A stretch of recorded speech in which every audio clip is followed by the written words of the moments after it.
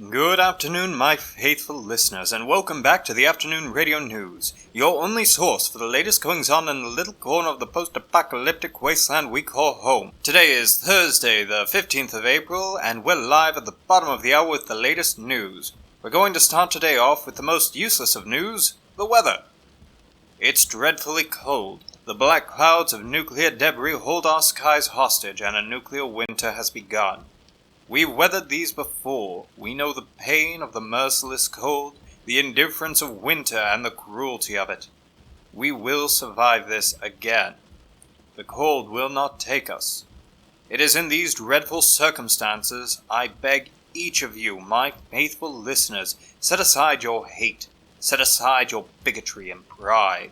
The cold cares not for our strife, for our battles. It will take us all. Only together may we survive this. We must work as one. Resources will diminish, crops will fail, livestock will perish. It is our duty to hold as a community, to hold our humanity and not divide ourselves. For it is only when we condemn our neighbors that we are truly lost in these times. With this winter now upon us, we suffer a high of -5 degrees Celsius and a low of -65 tonight. The pollen has continued to mix with the falling ash, creating a thick yellow haze.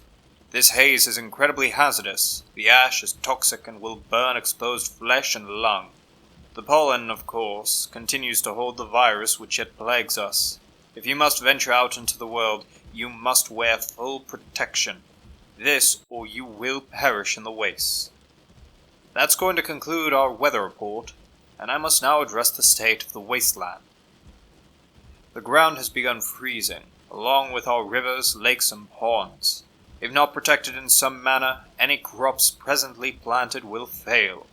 Much of the wildlife has begun leaving or finding shelter in deep burrows. More alarming than this, however, the quills have come out of their holes. These cold-weather monstrosities are incredibly dangerous. They fear not man, and will raid our homes and settlements. Their bites will end in dreadful infection, and their sharp spines will leave you paralyzed with their toxins. With the cold, these beasts return. You're no longer safe within your homes. Should you hear their chilling call in the night, I implore you prepare. Be ready to defend your home. For they are merciless and will hunt human flesh with a ferocity unparalleled. I have no answers for these issues. I'm not clever enough to provide them. Unfortunately, I can only offer information as it becomes available. In my personal opinion, the greatest course of answer would be to maintain a sense of community, to ally yourselves with your neighbors.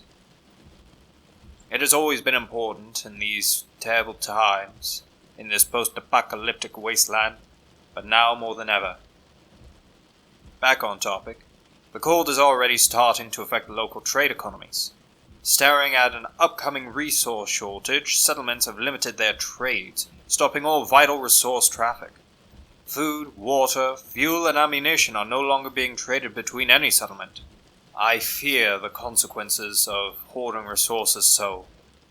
I must implore you, leaders of our wasteland, use your mentality. Actions such as this were the very thing that led to the incident. We're going to monitor the economic state of each settlement in the coming days.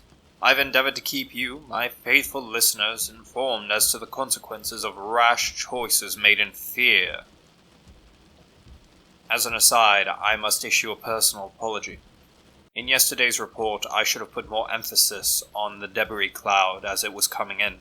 I had hoped that it would be a small one, that there would not be a full winter upon us. You have my sincerest apologies for yesterday's misleading information. I should have better prepared you. We'll be back after these commercial messages. Jenny, good morning. Lovely sweater. I listened to the archives from yesterday, and I must ask you, please remember to trim these recordings. Our dialogue should not appear in the broadcast. Remember, we want a smooth transition. Broadcast, commercial, broadcast. We shouldn't appear anywhere in it. Alright, so what's first on the agenda? Robotic hands? We just ran an ad for them yesterday. Oh, they've partnered? Really? Alright then. Have you recently augmented your body with steam-powered upgrades? Are you in fear that this winter would freeze your new heart and leave you dead in the ash? Well, we have fantastic news. Robotic Hands has teamed up with Blaze Mug to create an unfreezing, drinkable water that can power your steam hearts in the coldest of winters. Visit either Robotic Hands or Blaze Mug to purchase this miracle water before you're frozen dead. This ad brought to you by Blaze Mug. Blaze Mug, your only guaranteed drinkable liquid this side of the Atlantic. I'm glad they solved that issue so quickly. And I do hope it's affordable, if not free, to those who need it. Alright, what's next? I'm sorry, what? No other ads, really? Well, I can't say I blame anyone. Most are, likely, holding their cheddar for the coming cold. I truly hope these debris clouds pass quickly.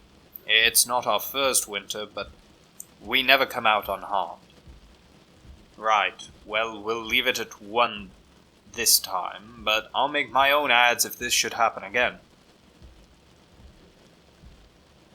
And we're back, with more of the latest goings-on from the little corner of the post-apocalyptic wasteland we call home. Next, we must discuss the ongoing conflict with the AMM and the NSD-WM alliance. The coming resource shortage has put a strain on the NSD and WM alliance. In their quest to bring justice to the AMM, the alliance relies on fair trade from settlements neighboring Oakland. However, with this trade halted, their supplies are incredibly limited, as war machines often require mountains of food, water, and ammunition. Without, they inevitably will falter. The NSD and WM have requested aid from all willing bodies in the wasteland, offering in exchange a sort of bond. The idea, as I understand it, is that these bonds can be exchanged for supplies in the future, and are granted with every donation of vital resources. It's not so dissimilar from the government bonds of the world that was. This monetary experiment of theirs, I fear, may be their only hope to survive this conflict. Meanwhile, the AMM has made no such call or demand. How they will sustain their operations is not presently known. In addition, we've received reports that patrols from the AMM, WM, and NSD are all being recalled to weather this cold. Once the winter passes, it is likely, not confirmed, that the conflict will continue in full force. The NSD and WM alliance have stated to P.A.N.R sources that this move is to more strategically place forces throughout the wasteland, and that they will maintain a constant presence until the AMM have been brought to justice. The AMM, meanwhile, have declined to comment. Next, metal men and society. As more and more individuals flock to robotic hands to convert into automatons, society is unsure how to act around this new growing population. Many local businesses have begun barring these automatons from working within. Others are denying service, both under the misguided belief that customers of flesh deserve products and services more than customers of metal. Following the understanding that all these people need to survive is clean water, community programs are also being denied to those who have undergone Mr. Rism's procedure. To escape discrimination, some of these metal men and women have decided to leave Green Court. Those that stay refuse to be driven from their homes, family, and friends. If I may interject, I should like to provide my personal opinion. These automatons may be mechanical in nature, though their souls are yet human. They are still people, and more than that, they are still the people you once knew. They are still your neighbors, your friends, and your family. They deserve all the respect they deserved before, as they are yet vital members to the community. The thought that one may choose to seriously discriminate against another for the choices they made in regards to themselves is utterly revolting. I hope none among my faithful listeners would consider such an act. Though if any among you do, I have but one thing to say. Shame. Shame on you and your backwards mind. We're all people just trying to survive, and in this wasteland there is no room or time for your bigotry. I implore you reconsider your standpoint, or you may fall behind as time marches forward. Now I think it's best that we move on. We're receiving unsettling reports from our sources near Mount Deshk. The March of Caesar's Revival, or the MCR, has begun making interesting advances. Descending the mountain in large groups heavily armed and armored in full hazardous material suit, the MCR has begun marching deeper into our broadcasting area. Their intent is not yet known. Any move to communicate with the MCR is met with threats of violence. As more information becomes available, we will keep you informed. It is my speculation that the MCR may be moving to establish a permanent settlement here. However, with the arms they carry, I fear their intent is to take a permanent settlement. With the AMM and NSD presently occupied and unable to protect settlements, I encourage all of you, prepare for the worst. Arm yourselves and be ready. For while I pray my suspicions are wrong, by their aggressive appearance and current movements, I fear the worst. Perhaps now is a good time for a lighter subject. Let's look into Miss Bean's box, shall we? Miss Beans, it would seem, has grown quite happy in her P.A.N.R empire, though like any lucrative business, she has decided to expand. Through unknown means, Miss Beans has found all of the studio's soap, which was kept in her storage room. This capitalist cat now demands we pay any time a new bar is needed. I admire her ambition, though we're very nearly out of can coins. Unfortunately, very soon I'll have to find something new to fashion coins out of, as we must shop with her at an alarming rate, as she holds a monopoly over our cans and now our soap. That's going to conclude Miss Bean's box for today. Normally at this time I should tell you some cooking discovery or recipe or new spice, though I'm afraid at this time I have none. My prepared information is no longer viable, as the plant in question cannot survive the cold. By way of food, I must advise you use your supplies sparingly. Ration what you have. Do not live in excess until this winter is past. As a final note, a caravan is beginning to organize to travel beyond the broadcasting range to Ash Crater. There the debris cloud has not yet reached, and their summer crops are plentiful. The caravan is to establish trade routes there, and will provide food to all settlements in the coming winter. If you're able to make such a journey, the caravan leaves from the ruins of Bardstown tomorrow at 1400 hours. I'm afraid that's all the time we have for today. Before we go, however, I should like to leave you with the afternoon puzzler. Did you discover yesterday's answer? I'll remind you of the question. The question was, what's orange and sounds like a parrot? The answer, a carrot. Congratulations to anyone who solved that one. Today's question is as follows. What kind of drink can be bitter and sweet? Think about it, and tune in tomorrow for the answer. I'm afraid that's all the time we have for today. Thank you, my faithful listeners, for tuning in.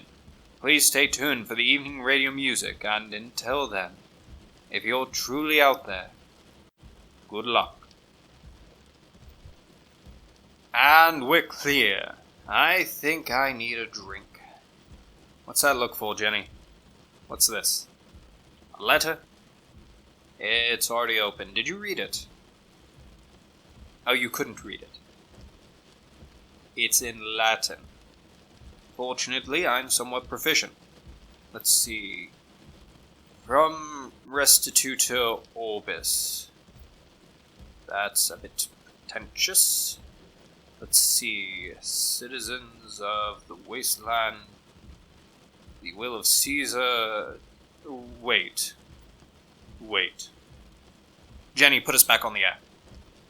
We interrupt these commercial messages for an emergency broadcast. My faithful listeners, I apologize for the interruption, but I have just been handed a letter addressed from Restitutor Orbis Aquilianus, commander of the March of Caesar's Revival's forces in our area. This letter, written in Latin, translates roughly as follows. Citizens of this bastion of civilized barbarism, we are the March of Caesar's Revival. We have watched your petty battles, your intolerable actions, and your woeful hope to cling to the world that can never be again. By order of Caesar, I, Achillianus, restorer of the world, will bring order to anarchy, will restore civilization to the wasteland. You will live under our banner or perish in foolhardy resistance. The terms for your survival are only your immediate unconditional surrender, declaration of all hoarded resources, and the surrendering of any goods required for our advancement. Failure to comply will result in immediate death for you and your families. This is your only warning. Signed, Restitutor Orbis Achillianus. With this letter there can be no doubt as to their intentions. With the AMM and NSD and WM alliance locked in combat, with this winter setting in, and with flood pollen continuing to plague us, we are limited to only the power of individuals as a force unknown to us marches to our doorsteps. I cannot tell you what's best for you and yours. I cannot say this is a fight that can be won. But no matter the circumstances, this studio will hold and continue to report on all things that occur in our wasteland. Jenny, send us back to commercial.